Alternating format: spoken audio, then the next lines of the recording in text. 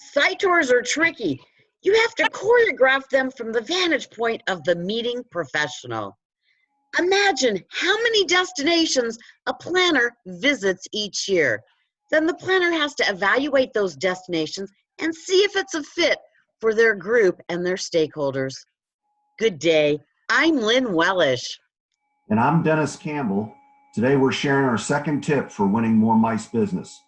Lynn, what are we doing today for our tip?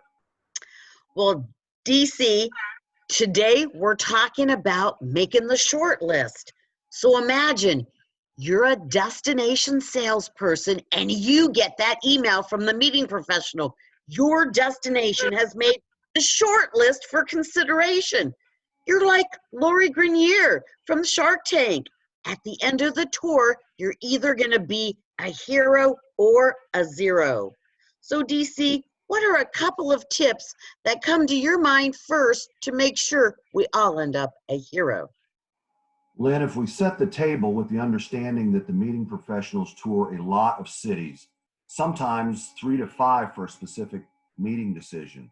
So to make your destination stand out, it would be our suggestion that you take your meeting planner once they arrive, as soon as they possibly can, to the highest point in your city. That way you can give them a panoramic bird's eye view of the entire city for a better orientation of the geography. You can even use somebody's thoughts. It's only going to be for 15 or 20 minutes. From here, you can point out the flow of their meeting. You can show them where the convention center is, the airport is, various hotels that you're going to tour.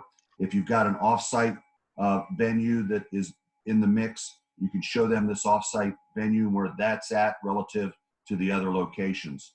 So it can be a university, botanical gardens, a concert venue, a lake, a river, things of that nature. Very cool, DC. This is also a time for me to remind you and to point out to you when a planner wants to visit your destination and do a site tour, make sure you refer back to the RFP and the core requirements in the RFP. Make sure you cover and tour only those aspects that are important to their meeting. Well said, well said. So give us another for instance, Lynn. Well, if a meeting planner is planning a meeting, they're really interested in 3 major things. Number 1, where is that general session going to be? Number 2, where are the meetings going to be held and the breakouts? And number 3, where am I going to put my revenue producers, my exhibitors, and my sponsors? And then perhaps I'm going to need to see an offsite premise or option or 2. But unless a planner asks to see the spa or the golf course, please don't have it on the tour.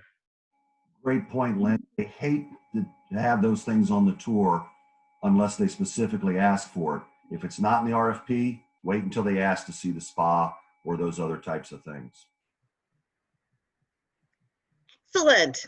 You know, we got to remember, DC, meeting professionals are people like you and I. They need some personal time to check in with their families and their offices. It's crucial that you schedule this little buffer in for them on their tour itinerary.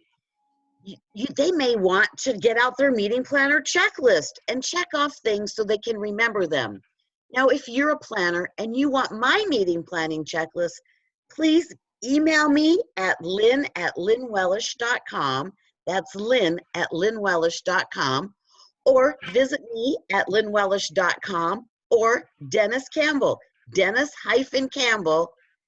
That's Lynn, L-Y-N-N-E, Wellish, W-E-L-L-I-S-H.com or Dennis-Campbell. Thanks, and we look forward to learning with you again real soon. Good job, Lynn. See you soon. Thanks, DC.